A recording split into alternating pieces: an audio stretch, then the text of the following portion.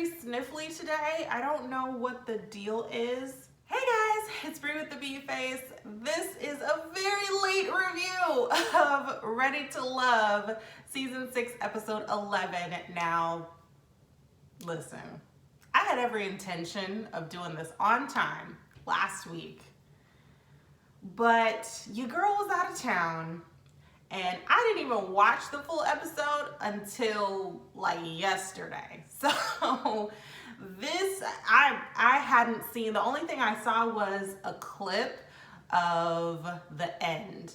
And so that was all that I had seen up until the point that I actually watched the full thing. But yeah, best laid plans and didn't work out. So this is a review of Ready to Love Season 6, Episode 11. This one's called All in the Family. This is where the guys are introducing the ladies to their family, right? So it opens up in the gentleman's lounge because it's the men's week to eliminate someone, which every time, like since from a certain point onward, it really hasn't been anybody eliminating anyone. It's just been people like peacing out on their own, which is super weird.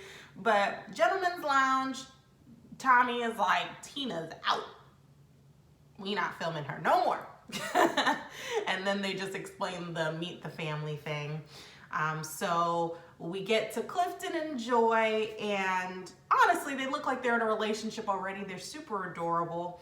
I think Clifton's uncle and his cousin were meeting Joy, and they were both very calm. I feel like normally Joy and Clifton are on 10 a lot of the time, but they were very calm. Like, they were just so adorable together. And then Joy starts talking about how she's, you know, going back to Mexico. So she lives in Mexico for half the year for work.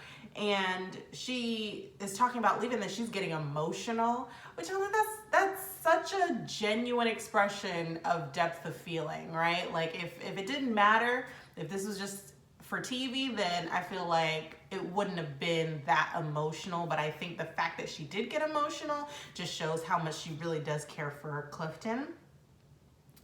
But yeah, the family seems to really like her. They're concerned, of course, about the distance, but Clifton's also concerned about the distance. Joy's concerned about the distance. They're all concerned. So, you know, I get it. But Clifton and Joy, that was their interaction.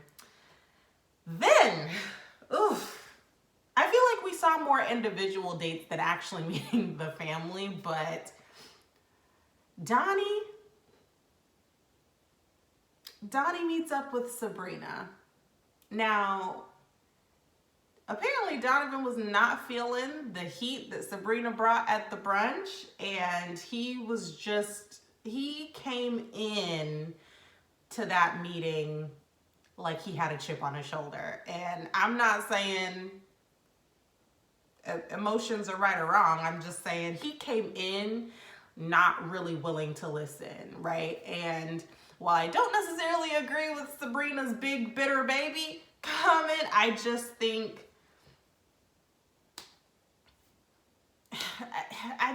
that, you know, she hurt his feelings and she's not acknowledging any of it. Now, the first thing I noticed in this scene is that they started off with the sad music. All you hear is, "We've both been hurt before." OMG, like, way to set the scene. This might have been an obligatory meetup where they had to say whatever it was on their minds and then go their separate ways. All right. But yeah, Donovan came in a little hot, and Sabrina was kind of just like, all right, say what you want to say. So, I mean, there's that. Sabrina does say, like, these men and their egos, and I can concur, but I also think, you know, Donovan is trying to see, well, not trying to see, I think he wants her to take some accountability for what she has said or how inconsistent she's been with him or any of those things. And I think it's frustrating him that she's not. But at the same time, I feel like Sabrina has been Sabrina. So, you know, people been trying to tell you this.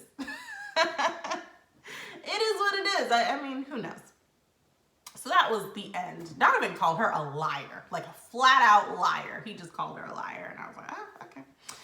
Paul and Takia met up and they had just an individual date, and I think that was also a clear the air situation because, again, a lot was said at the brunch. This one specifically by Carmen, that Paul was talking some mess about Takia and especially her looks, and I don't know why that particularly struck a nerve with Takia, because she even said, like, I mean, she said it at the brunch, but then she reiterated to Paul, like, yeah, don't come for me for my looks because this was made in the gym and yours was made on the surgeon's table. And I was like, oh, you doubled down on that one, girl. All right. But, you know, Paul did explain what the conversation was and that he really wasn't talking negatively about Takia. He was just talking, I don't know, what he said sounded very general, and I'm wondering if the conversation really was general and Carmen just whittled it down to you're talking about Takia, because, you know, I don't put it past Paul to say any of these things, but I'm just interested to see, like, if you know women talk like that, why would you tell her that? But I will say, Eric did tell her some mess, so I wouldn't put past any of these men. Honestly, it's so hard when you are talking about things that happen off camera.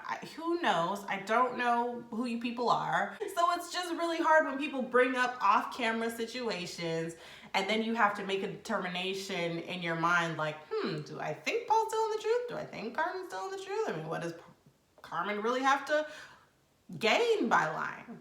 Probably a lot, because she just doesn't like Takia. I don't know. It's just weird, these off-camera conversations, honestly. They need to all be in a resort situation like the previous seasons. Like, you need to just all be in one place so we don't have these off-camera moments that are causing drama that we can't, like, quantify. Like, we can't justify. We don't know. We don't know. And so it's confusing. But anyway, that air has been cleared.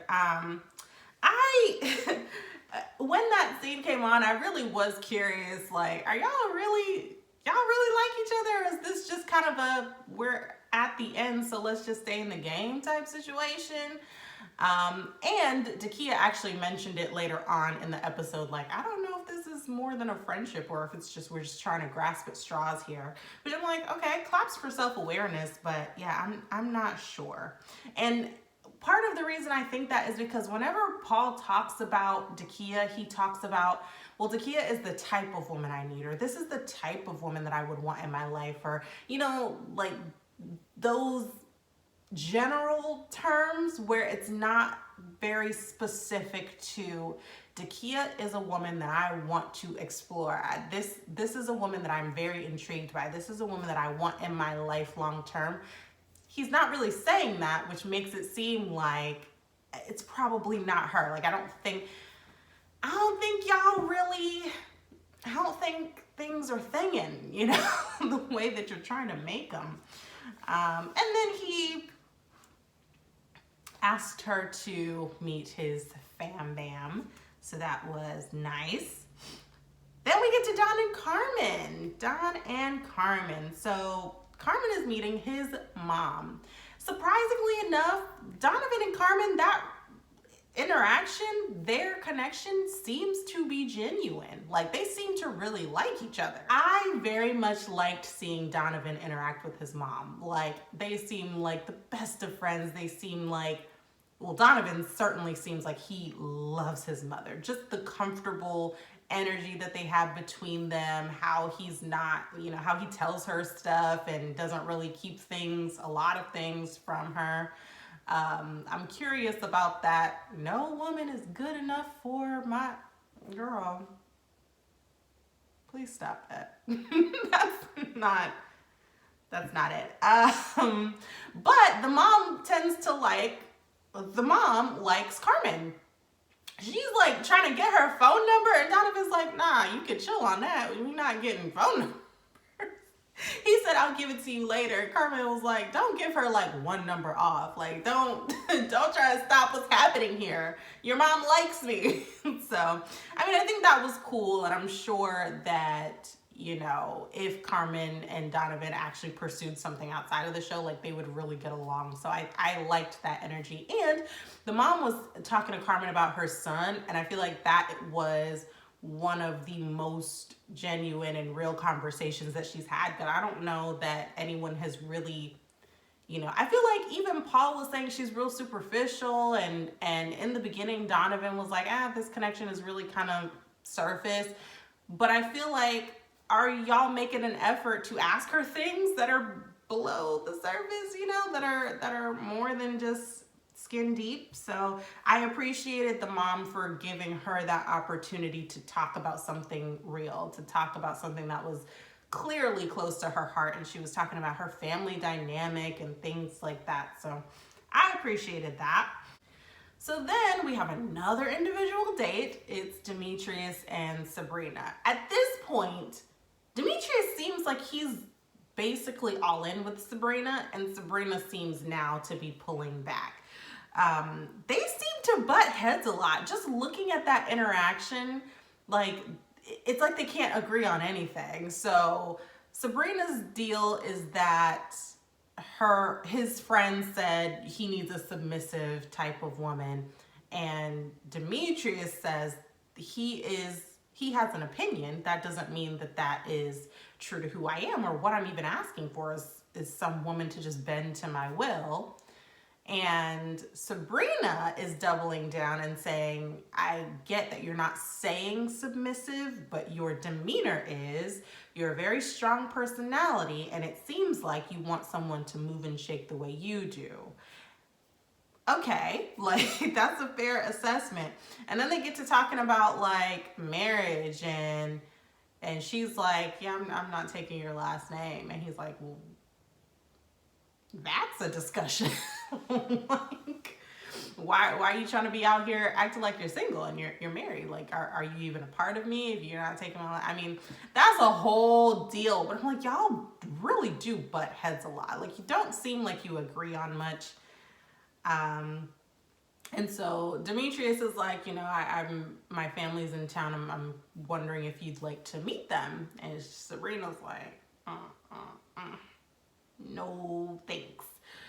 And Demetrius, I think his feelings were hurt. And I think that, I don't know. I just don't know. I don't know how these people can be on such different pages, because Demetrius really does seem like, okay, now everybody else is gone. Now I can be all in, and so I'm giving what you want, and now you're pulling back from me. So what's the deal there? And then Paul and Dakia meet up to meet Paul's younger brother. Oh my gosh, they talk exactly the same, the way, the tone, just the way, the inflection that they say certain things. I'm like, y'all for real related, because you sound exactly alike. That was funny to me. But in that date, in her confessional, that's when Dakia was like, yeah, this feels like a friendship. I don't know that it's an organic romantic connection, or it's just what's left.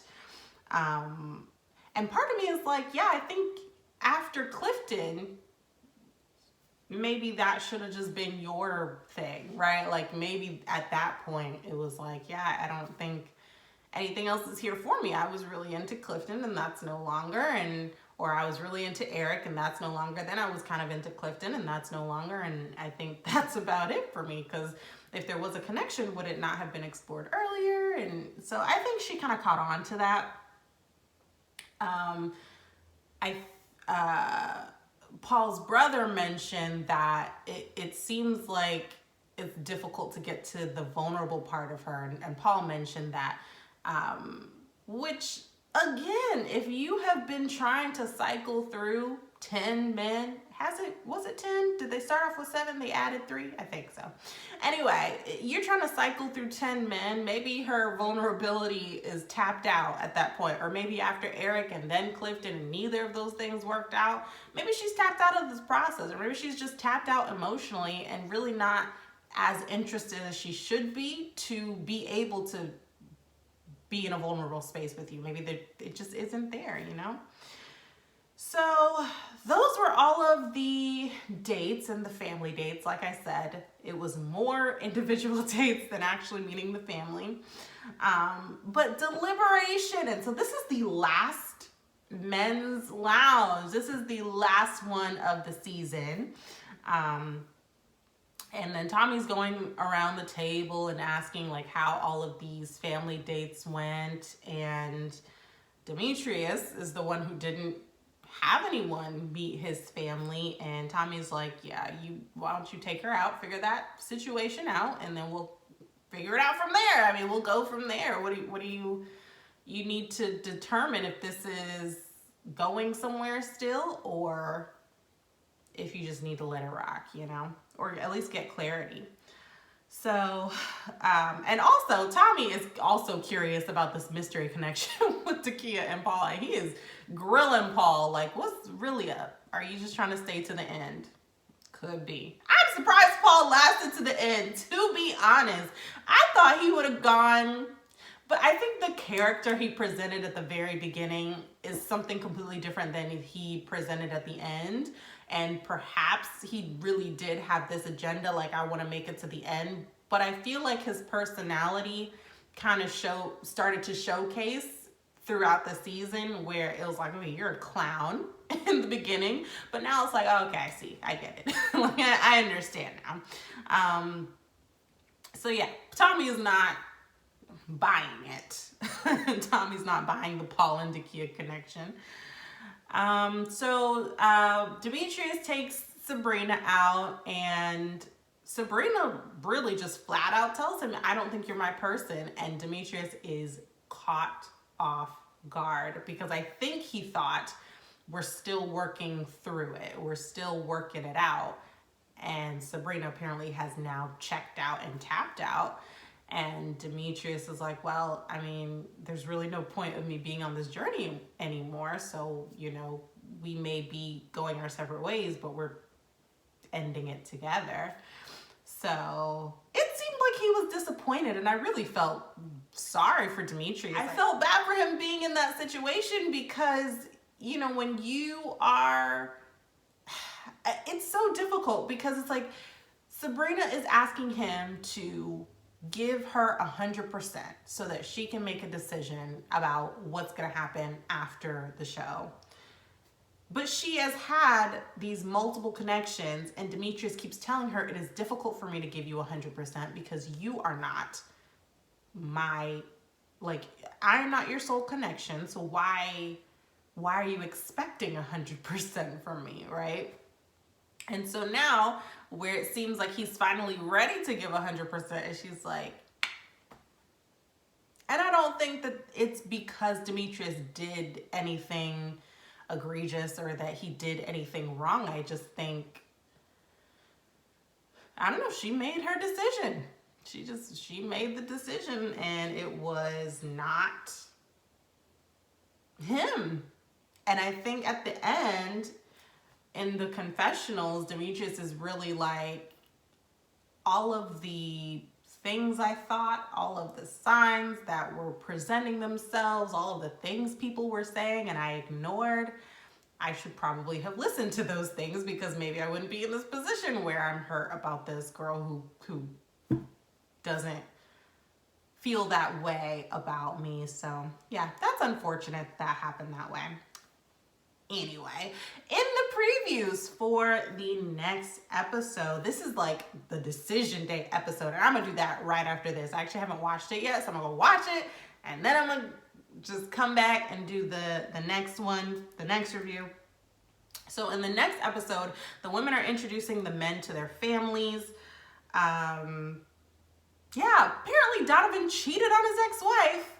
He says that in a meeting with Carmen's family. I'm assuming that the man was her dad, because he perked up when he heard that and was like, so, what? He was like, how do I know you're not going to do that to Carmen? You cheated on your ex. Like, that's why y'all got divorced? And y'all didn't get divorced too long ago.